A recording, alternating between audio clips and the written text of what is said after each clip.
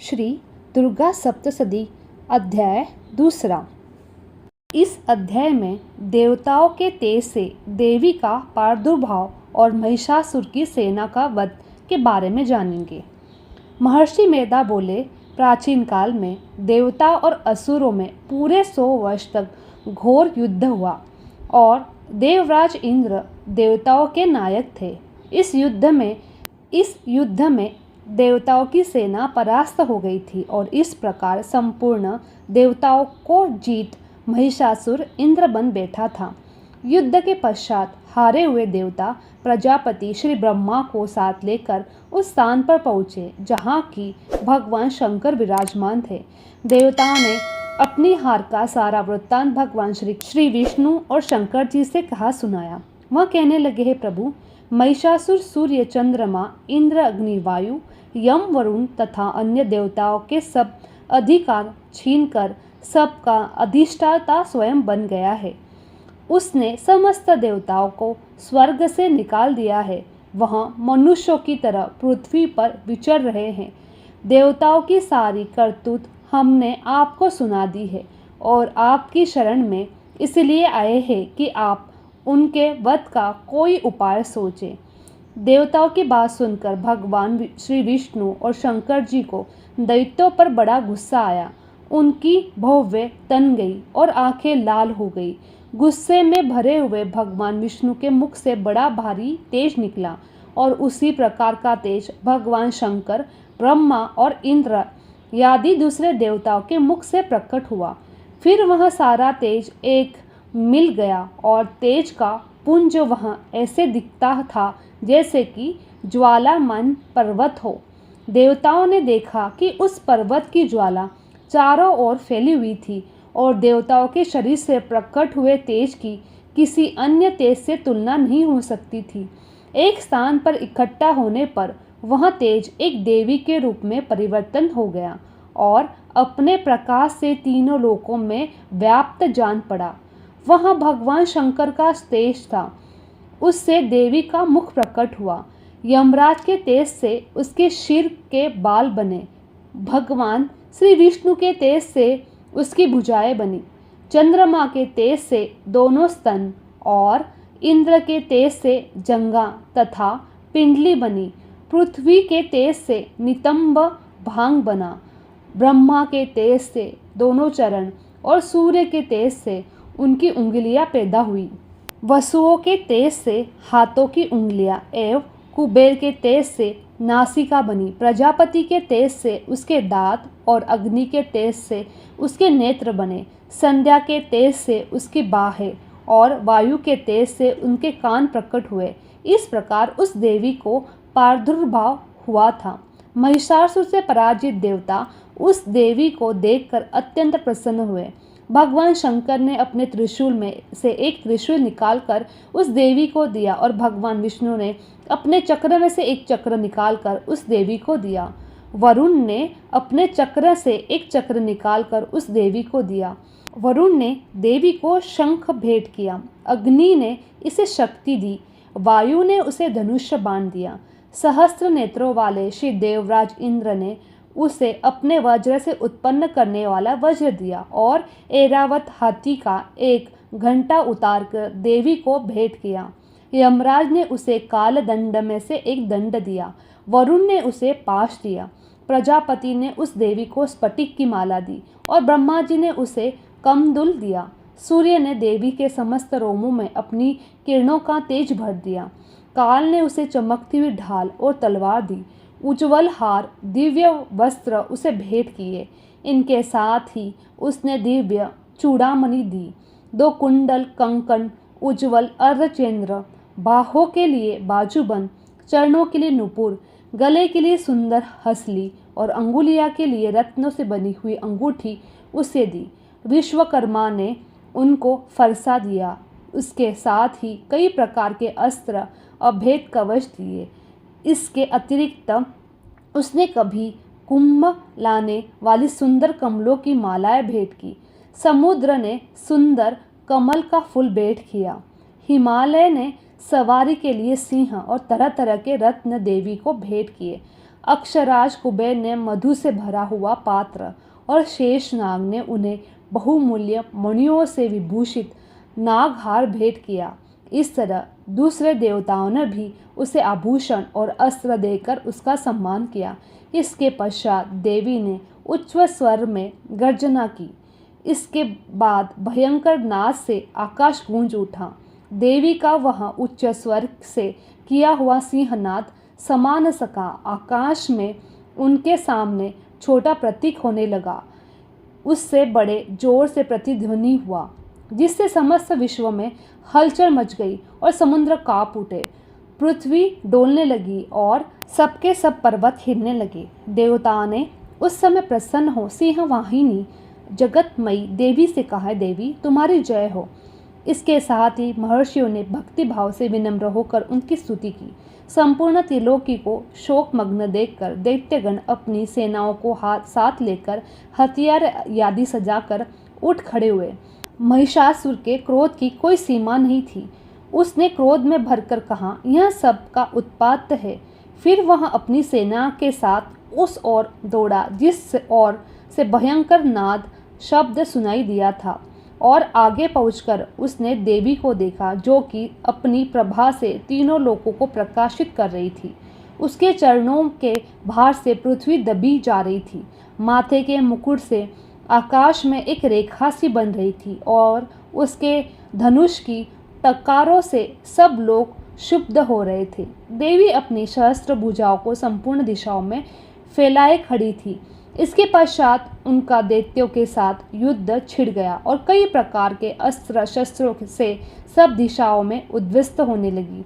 महिषासुर की सेनापति चिक्षुर नामक एक महान असुर था। वह आगे बढ़कर देवी के साथ युद्ध करने लगा और दूसरे दैत्यों की चतुर्गिनी सेना साथ लेकर चामर भी लड़ने लगा। 60,000 महारथियों के साथ लेकर उद्दंग नामक महादैत्य आकर युद्ध करने लगा और महाहनु नामक असुर 1 करोड़ रथियों को लेकर असीलोमा नामक असुर 5 करोड़ सैनियों के साथ लेकर युद्ध करने लगा। वाशल नामक असुर 60,000 असुरों के साथ युद्ध में डटा। विडाल नामक असुर 1 करोड़ रथियों सहित लड़ने को तैयार था। इन सब के अतिरिक्त भी और भी हजारों असुर हाथी घोड़े को साथ लेकर लड़ने लगे। इन सब के पश्चात महिषासुर करोड़ों रथों, हाथियों और घोड़ों सहित वहां आकर देवी के साथ लड़ने लगा।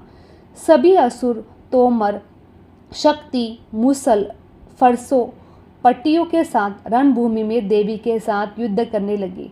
कई शक्तियाँ फेंकने लगे और कोई अन्य शास्त्रादि, और इसके पश्चात सब के सब दैत्य अपनी अपनी तलवार हाथों में लेकर देवी की ओर दौड़े। उसे मार डालने का उद्योग करने लगे, मगर देवी ने क्रोध में भरकर खेल ही खेल में उनके सब अस्त्र शस्त्रों को काट दिया। इसके पश्चात ऋषियों और देवताओं ने भी देवी की स्तुति आरंभ कर दी और वह प्रसन्न होकर असुर के शरीर पर अस्त्र शस्त्रों की वर्षा करती रही। देवी का वाहन भी क्रोध में भरकर दैत्य सेना में इस प्रकार विचरण करने लगा जैसे कि वन में दानावाल फैल रहा हो। युद्ध करती हुई देवी ने क्रोध में भर जितने श्वासों को छोड़ा, वह तुरंत ही सैकड़ों हजार गणों के रूप में परिवर्तन हो गए। फर्ने, खड़ंग और पटिश इत्यादि अस्त्रों के साथ दैत्यों के युद्ध करने लगे। देवता की शक्ति से बढ़े हुए वह गण दैत्यों का नाश करते हुए ढोल, शंख, मृदंग आदि बजा रहे थे। तदनंतर देवी ने त्रिशूल, गदा, शक्ति, खड्ग इत्यादि शस्त्रों से असुरों को मार डाला। कितनों को घंटों में ही भयंकर आवाज़ों से यमलोक पहुंचा दिया। कितने ही असुरों को उसने पांस में बांधकर पृथ्वी पर धर घसीटा। कितनों को अपनी तलवार से टुकड़े दो कर कितनों को गदा और चोट से धरती पर सुला दिया। कई दैत्य मूसल की मार से घायल होकर रक्त वमन करने लगे। कई शूल से छाती फट जाने के कारण पृथ्वी पर लेट गए और कितने ही बाण से कमर टूट गए। देवताओं को पीड़ा देने वाले दैत्य कट कर मरने लगे। कितने ही बाहें अलग हो गई, कितने ही कट गए, कितनों के सिर कटकर भूमि पर लुढ़क गए, कितनों के शरीर बीच में से कट गए, कितनों की जांघाएं कट गई, वह पृथ्वी पर गिर पड़े। कितने ही सिरों पैरों से कटकर भूमि पर उठे और शस्त्र हाथ में लेकर देवी से लड़ने लगे। और कई दैत्यगण भूमि में बांजों की ध्वनि के साथ नाच रहे थे। कई असुर जिनके सर कट चुके थे, बिना सिर के धड़ से ही हाथ में शस्त्र लिए हुए लड़ रहे थे। दैत्य रहकर ठहरो ठहरो कहते हुए देवी को युद्ध के लिए ललकार रहे थे।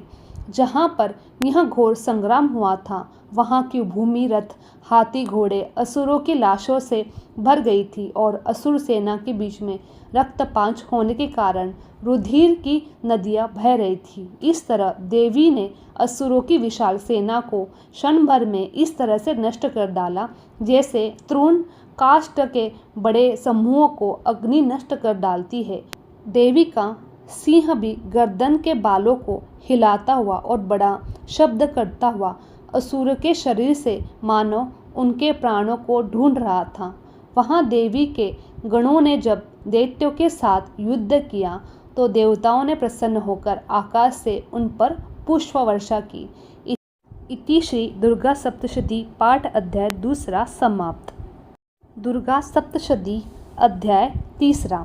यह अध्याय में सेनापतियों सहित महिषासुर का वध किया देवी ने। महर्षि मैथ ने कहा, महिषासुर की सेना नष्ट होती देखकर उस सेना का सेनापति क्रोध में भरकर देवी के साथ युद्ध करने के लिए आगे बढ़ा। वह देवी पर इस प्रकार बाणों की वर्षा करने लगा मानो सुमेर पर्वत पानी की धार बरसा रहा हो। इस प्रकार देवी ने अपने बाणों से उसके बालों को काट डाला तथा उसके घोड़ों सारथी को मार दिया। साथ ही उसके धनुष और उसकी अत्यंत ऊंची ध्वजा को भी काट कर नीचे गिरा दिया। उसका धनुष कट जाने के पश्चात उसने शरीर के अंगों को भी अपने बाणों से बांध दिया। मनुष्य, घोड़ों और सारथी को नष्ट हो जाने पर वह असुर ढाल और तलवार लेकर देवी की तरफ आया। उसने अपनी तीक्ष्ण धार वाली तलवार से देवी के सिंह के मस्तक पर प्रहार किया और बड़े वेग से देवी की बाई भुजा पर वार किया, किंतु देवी की बाई भुजा को छूते ही उस दैत्य की तलवार टूटकर 2 टुकड़े हो गए। इससे दैत्य ने क्रोध में भरकर शूल हाथ में लिया और उसे भद्रकाली देवी की ओर फेंका। देवी की ओर आता हुआ वह शूल आकाश से गिरते हुए सूर्य के समान प्रज्वलित हो उठा। उस शूल को अपनी ओर आते हुए देखकर देवी ने शूल छोड़ा और महाअसुर के शूल के 100 टुकड़े कर दिए। साथ ही महाअसुर के प्राण भी हर लिए। चिक्षुर के मरने पर देवताओं को दुख देने वाला चामर नामक दैत्य हाथी पर सवार होकर देवी से लड़ने के लिए आया। उसने आने के साथ शक्ति से प्रहार किया, किंतु देवी ने अपनी हुकार से ही उसको तोड़कर पृथ्वी पर डाल दिया। शक्ति को टूटा हुआ देखकर दैत्य ने क्रोध में लाल होकर शूल को चलाया, किंतु देवी ने उसको भी काट दिया।